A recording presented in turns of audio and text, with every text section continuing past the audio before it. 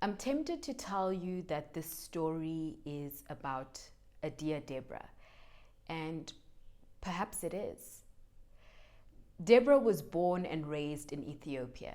She is this beautiful, tall, dark in complexion, um, lean looking woman with very full, thick, curly, long hair. She's gorgeous. She's what many may describe as exotic looking. Deborah is gorgeous. She didn't grow up in privilege, but her family were very, very much hard workers. And through their hard work and dedication to their children, they afforded Deborah few opportunities. One of them being going abroad to study. Because of her smarts, her intelligence, her dedication, her commitment, her consistency, her wisdom, her just a very intense character. Deborah was accepted into an Ivy League school to study, or university to study law. Deborah was very passionate about law. She was passionate about the justice system. She was passionate about information, being able to protect, defend. Just Deborah was very passionate about law. This is where things get interesting, because this is very much part of her destiny. This is very much a part of her pathway to Robert Langford. This is the beginning of her Esther anointing. Robert Langford. Robert Langford is the complete opposite to Deborah. He grew up in privilege. He was born and raised in the United States of America, the land of the free, where anything and everything is possible. His father was a senator. His father's father was a senator. And of course, Robert was groomed to become a senator. Robert studied law, politics, and business. So he had a very deep understanding of a lot of things, especially within his field. When I say he grew up privileged, listen, they were surrounded by the who's who of society, the upper echelon. They were the family who knew politicians, business tycoons, who knew socialites, who knew the people you had to know. They knew the destiny helpers of this world. They knew the people who, the gatekeepers, the people who had influence, resources, control. They knew them. They were the Lankfords. They knew them. Fast forward to the day Deborah and Rob Jr. met. So of course, at a charity event where they go to do what they do, which is network, maintain their reputation, their businesses, their campaigns. They get there and Robert is walking around the room networking, as his father made sure. His father attends these events with him. He makes sure he uses it as an opportunity to maintain his current contacts, but also to meet new people if they need to be met. And of course, his son is right there with him. His son is right there with him. His son is going to learn how to play this game and play it well, because there's an end game. He may have been senator and his political career may have dwindled or come to an end, but not for his son. His son is going to be the next president of that country. Okay? So he made sure he was on top of Rob. So they're walking around this venue, talking to different people, when Rob notices from the corner of his eye this beautiful, beautiful woman. And he looks at her and they briefly make eye contact. And although he continued to network and move around this room, he kept his eye on her. He kept his eye on her. He was clear that some way, somehow, I'm going to talk to this lady. I'm going to walk over to her and talk to her. And when he got the opportunity, he did that. He went up to her, chest out, with confidence, very sure of himself, and he said, I'm so sorry if you find this to be rude. I'm sorry if this is forward, but I would like to take you out for dinner. And she's like, okay. Okay. And he's like, okay. And she says, okay. Now, one thing you must know about Deborah is a very assertive woman. She's not here for the games, the shenanigans, the foolery. She's here to get what she wants. She's here to do what she pleases, and not in a bad way. Not in a bad way. She's just learned over time that time is of the essence. And the only way for you to further what it is you're trying to do and who you're trying to be is to know who to entertain and not to entertain, to know who to be be affiliated with and who not to. And so she said, okay. But her okay wasn't about the affiliation or the connection or the excitement. She didn't know much about Rob Jr. Hers was she was genuinely attracted to this man. So, okay. So they go out for dinner, and you guys know what I'm going to say. That dinner turned into lunch, which turned into mini breakfasts, which turned into trips, which turned into going to the museum and galleries and this and that and political events. Okay. They started dating. And before they both knew it, it became very, very serious. Now, of course, this relationship was absolutely not approved by Rob Sr. I mean, no. And then, of course, society. I mean, no. Here was Rob Jr., a politician's son, a senator's son, somebody who paid such a significant and prominent surname, dating this woman from Africa, this black, dark in complexion woman. No. Society, the people around them, their groups, their contacts, their friends, their acquaintances, they just didn't get it. They just didn't think this was okay. And then, of course, besides being dark, besides being from Africa, she speaks with a very, very, very noticeable accent. No. Just no. But do you think Rob and Deborah cared?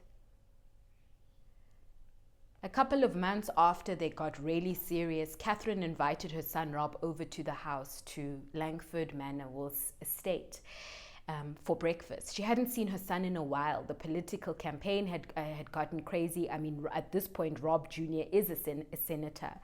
And everything was just crazy. It was very crazy. And so she invited him over for breakfast, and he obliged. He loved his mother. He would do anything. Well, almost anything for her. So he gets there and he greets her, and she was like, I had staff set up outside, so let's go and enjoy breakfast on the patio. And so they go out. And she makes small talk. She catches up with her son, and then she shoots straight from the hip. She says, Rob, I heard Jen is back in town. I ran into her mom. Her mom said she's back from Paris and she's back for good this time. And he was like, oh, really? How was her trip? And Catherine says it was good. I mean, she went there, she finished her studies, she did a bit of work, but I mean, come on, we know that her qualifications are not going to be needed as soon as she gets married. And Rob's like, and she was like, no, I'm not going to apologize for saying that. What's wrong with saying that? Look at what being married has afforded me. I've got a beautiful life. I've got a beautiful family, and I'm never going to apologize for that. I love you. You're my world. And he says, I know, mother, I know. And she says, well, as I was saying about Jennifer, she is back. She's back. And he's like, surprised that she's not engaged or married. I thought by now some Frenchman would have swooped her up. And the mother says, I know. I mean, she's so beautiful. She's just everything. And he says, no, because everybody knows how much she wants to marry. And Catherine looks at him and she says, Rob, I think you need to take Jen out on a date. And he says, absolutely not. And she was like, why not? And he says, Mom, you know I'm dating Deborah. So what do you mean, why not? And she says, you cannot be serious. You cannot still be on about this. Deborah, I mean, what are you doing? What is going on with you, Robert? Is this a fetish? Is this jungle fever? What is this? I mean, I thought by now you would have come to your senses and done what you're supposed to do. And he says, what am I supposed to do? What am I supposed to do? What am I doing besides being in love and doing work? What is it that you would like me to do? And she says, Robert, nobody understands your relationship, and people are most certainly not going to approve of it. They don't approve of it. Your father will not approve of it. What more do you want? I mean, you honestly cannot think that you're getting any younger and that you can marry this woman. And he says, I'm going to marry her. That's exactly what I'm going to do. And she says, come off of it. Come off it. I don't want to hear you say that again. You know that's not going to happen. You know your father would never be okay with that. No, don't talk like that. And he says, Mom, I don't need Dad's approval. I don't need our friends and acquaintances' approval. They're not going to be married to Deb. I am. I'm going to marry this woman. 6 months later, sure enough, here we are at their engagement party. Over the top, opulent. And again, in attendance, we have the who's who of society, upper class. We've got royalty. We have business men and women, tycoons. We have politicians, just anybody, socialites, anybody and everybody was in attendance. This event was one of the most talked about events. And of course, it was written about in the newspapers. This was just something big. And of course, Lankford, the Langford surname was not to be trifled with. And people knew that. They knew that very well. So this was just like, we need to go and see what this is. We need to go and see what the Langfords are going to do. We need to go and see who is this future Mrs. Langford to be. This woman who for so many months we looked at like this strange being. And now somehow she's won the heart of Rob Jr. Oh, we're going. And they did go. And of course, as they moved around the room and Rob and his fiancée, Deb moved around, there were many congratulations. Now, the congratulations were insincere. Deborah knew that. She also knew that this is just the way this society were. They knew who to be nice to. And so, of course, there were congratulations and mwah, mwah. Oh, we're so happy for you. What an amazing love story. This is honestly something out of a fairy tale. She knew. She knew they were not here for her. She knew they were not here for the relationship. And it was all just pretense. So as the event goes on, they do their rounds, they greet, they're polite, they do what they need to do. Now, of course, Mr. and Mrs. Lankford, Rob's parents, made this event about them. This, as far as they were concerned, was a Lankford event. So everything was over the top. They got there dressed as though they were the guests of honor. And they were just over the top. Deborah wore this beautiful, beautiful, beautiful dress, beaded dress by one of her favorite African designers. And of course, her mother wore this olive green, beautiful gown. Her dad wore a suit, a very classic suit, and so did Rob, very classic. And they were more than happy to kind of just blend, towards the back. This was about Deb. They felt this night is about Deb. And as the night continues and it goes on, here comes Jennifer. Now, of course, Catherine was the one who invited Jennifer. So Jennifer sees Rob and Deborah standing at the bar with Deborah's mom, a very prominent designer and a businesswoman, all talking and laughing and catching up and toasting and all of that. And she walks over trying to be sly and polite. And she congratulates them and she asks them about how he proposed and just really trying to act interested in everything. No, she wasn't. No, she absolutely wasn't. And as they're talking and explaining, Rob Sr. comes and he's like, excuse me, I'm sorry, Rob, we need to go. I want you to meet this politician. So Rob excuses himself and he walks off. And of course, just the rest of them, Deb, her mother, the designer, another businesswoman, and Jen are left there standing and talking. The conversation is relatively awkward because Deb is very aware of who Jennifer is. She's also very aware of the conversation Catherine had with her son. So this just kind of feels like there's just no respect here. But you know what? I'm not going to let her see me sweat. I'm just not going to be bothered. This is my day. I feel beautiful, whatever. Then Jen, in the middle of the conversation, looks over at the designer, and she says to him in French, "You mean to tell me the future Mrs. Langford did not have the budget, or her husband didn't provide her future husband didn't provide her with the budget to come in a dress that is leased by a designer we know? It doesn't even have to be the latest, but she comes here in a no-name brand dress. What is this? What, could they not afford you?" The designer is mortified. He is shocked. He is embarrassed that she could just be this rude. And he's even more afraid, like, what if these people understood? Now, Jennifer is so sure they didn't. She's sure. She knows. They didn't understand a word. And so she says what she says, and she looks back at them like... And he, in his embarrassment and shock and horror, looks over and he says to Deb, "She was just saying that hopefully one day you would give me the privilege of making a dress for you. And she was saying that I must charge Rob handsomely for it because you're well worth it." And Deborah was like, "Oh, that's so sweet." And she laughs and she smiles. Eventually they excuse themselves and they walk off. And Deborah's mother looks at Deborah and says to her in French, "Why would you let her talk about you that way? Why would you pretend that you don't understand?" And Deborah says to her mother, "Because the least these people know about me, the better. This is all to my advantage. Just wait and see." And the mother was like, "Okay." Eventually, the night continues to go on. And eventually, as the night goes on, Rob Jr. comes over to Deborah and he says, "Can I borrow you for a second?" And she says, "Sure." And he takes her, they go towards the elevator and they go up. And Deborah's like, "What's going on?" Eventually, the elevator opens up into a completely different space, a room. And from when she gets off, she's met with rose petals everywhere. There's candles.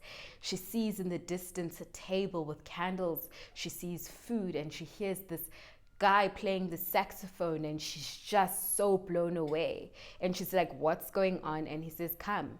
And they get closer towards the table and he holds her close and they start dancing. And he said, "I knew tonight was not going to be about us. And so I planned this thing, something a little separate just for the two of us so we could have a moment to take everything in."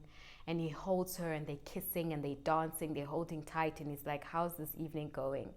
And she's like, "I mean, you know how everything goes." And he's like, "Yeah, I know. And I'm sorry about Jen. I don't know who invited her." And she's like, "Rob, come on. We know it's your mother." And he was like, "I'm sorry." And she's like, "It's okay." And they continue to dance and just really enjoy each other's company. And he says to her, "So when is our big day?" And she chuckles and she says, "We are definitely having a summer wedding." And he says, "But of course, anything you want." They sit down, they enjoy some food, they make a toast. And eventually they have to go back and join everybody else. As soon as they step off the elevator back into their official engagement party, there's a clink, clink, clink. And of course, Rob Sr. is standing there. And he says, "Ladies and gentlemen, I'd like to thank you for coming to my son and his bride-to-be's engagement party. We are honored to have you here." Does all the formalities, and then he gets right into it as Mr. Lankford would. "I want you guys to know that tonight you are attending the future First Lady and future President of America's engagement party. So this in and of its own is a big deal. I want you to know that my son is starts naming all these big, bold things that stand out about his campaign and his character and the things he's done. And this is for him another opportunity to campaign and get more votes for his son." And Rob is standing there, Junior, and he looks over at Deborah and he's like, "I'm sorry." And she's just like, so they do a toast and everybody's like, "To the future president and to the future first lady," clank, clank, clank, clank, clank. Within a year, it was their wedding. Within a year, they're getting married. Now, of course, the event itself was absolutely gorgeous, absolutely over the top. I mean, listen, these are the Langfords. Again, they don't do anything small. But Deborah was very clear about something from the beginning. As much as this is Mr. Langford marrying me, it's also about me marrying him. And part of that is me incorporating my culture, my heritage into all of this. And so she did. She had decor that represented Ethiopia.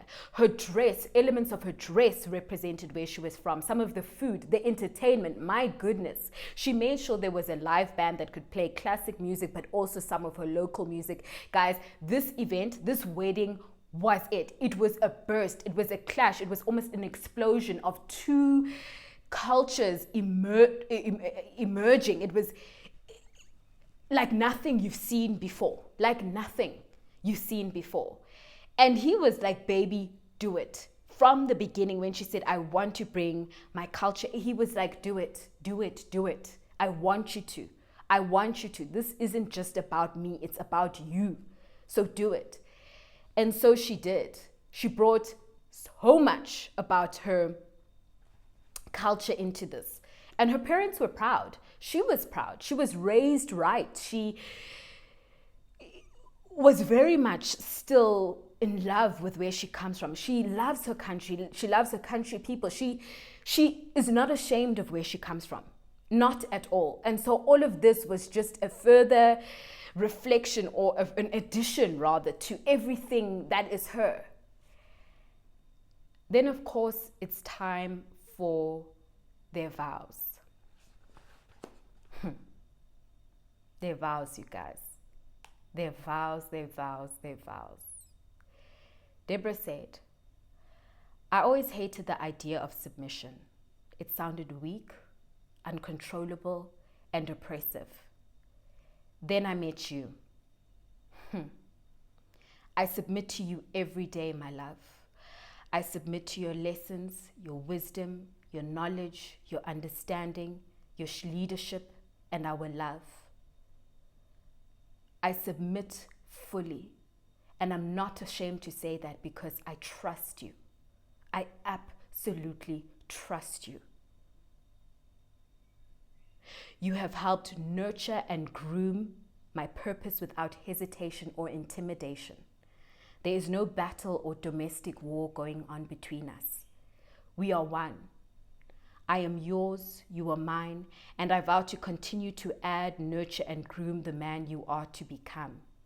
I love you. Thank you for showing me that submission is a beautiful thing when it is to the right man. A man of integrity, dignity, respect, faithfulness, and understanding. I love you. I love you. I love you. I love you. And of course, now it's Rob Jr.'s turn, and he says to her, a dear Deborah, meaning returning B. I was always so sure of who I was until you came along and showed me there was so much more room to grow. Your name is so meaningful. Just like a bee, I depend on you for everything.